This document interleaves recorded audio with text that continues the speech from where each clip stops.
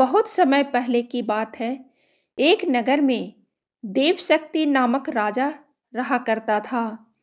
उसके पुत्र के पेट में एक सांप ने अपना डेरा जमा लिया था।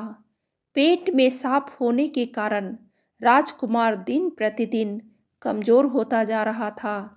यह देख राजा ने कई प्रसिद्ध वैद्य से उसका उपचार कराया, लेकिन राजकुमार के स्वास्थ्य में किसी तरह का सुधार नजर नहीं आ रहा था।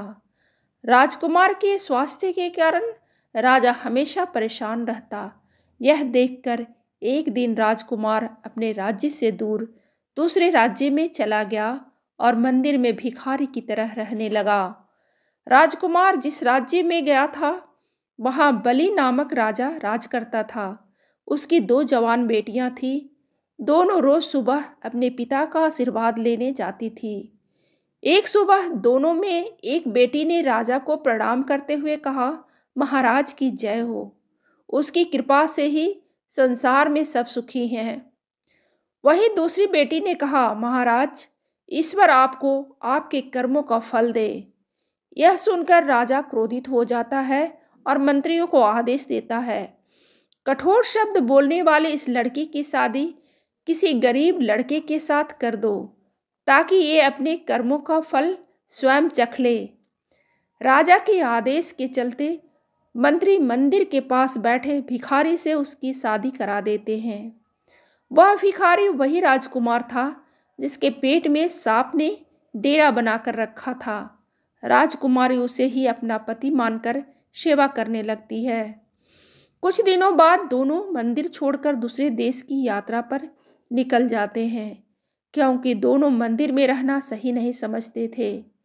सफर के दौरान रास्ते में राजकुमार थक जाता है और एक पेड़ के नीचे विश्राम करने लगता है। राजकुमारी पास के गांव से भोजन लाने के लिए चली जाती है। जब वह वापस आती है तो सोए हुए पति के मुंह से एक सांप को निकलते देखती है। साथ ही पास की एक बिल से भी सांप निकलता है। दोनों सांप बात करने लगते हैं, जिसे छिपकर राजकुमारी सुन लेती है। एक सांप कहता है, तुम इस राजकुमार के पेट में रहकर इसे तकलीफ क्यों दे रहे हो? साथ ही तुम खुद के जीवन को भी खतरे में डाल रहे हो। अगर किसी ने राजकुमार को जीरा और सरसों का सूप पिला दिया तो तुम्हारी मृत्यु हो जाएगी। फिर राजकुमार के मुंह से निकला सांप कहता है, तुम इस बिल में रखे सोने के घड़ों की रक्षा क्यों करते हो, जो तुम्हारे किसी काम के नहीं हैं? अगर किसी को इन घड़ों के बारे में पता चल गया तो वे बिल में गर्म पानी या गर्म तेल डालकर तुम्हारी जान ले लेगा। थोड़ी देर बाद दोनों सांप अपनी अपनी जगह वापस चले जाते हैं, लेकिन राजकुमारी दोनों सांपों के रहस्य को जान चुकी थी। इसलिए राजकुमारी पहले राजकुमार को भोजन के साथ जीरा और सरसों का सूप पिला देती है। इसके कुछ समय बाद राजकुमार ठीक होने लगता है। फिर उसके बाद बिल में गर्म पानी और तेल डाल देती है, जिससे दूसरे सांप की भी मृत्यु हो जाती है। इसके बाद बिल में रखे सोने से भरे घड़े को बाहर निकालकर दोनों अपने शहर लौट जाते हैं। राजा देवशक्ति अपने बेटी और उसकी पत्नी का धूमधाम से स्वागत करता है। कहानी से सीख।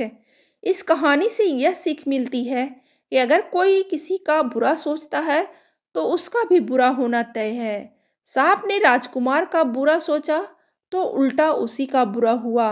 कहानी अच्छी लगे तो लाइक जरूर करें और ऐसी ही कहानी सुनने के लिए सब्सक्राइब बटन दबाइए।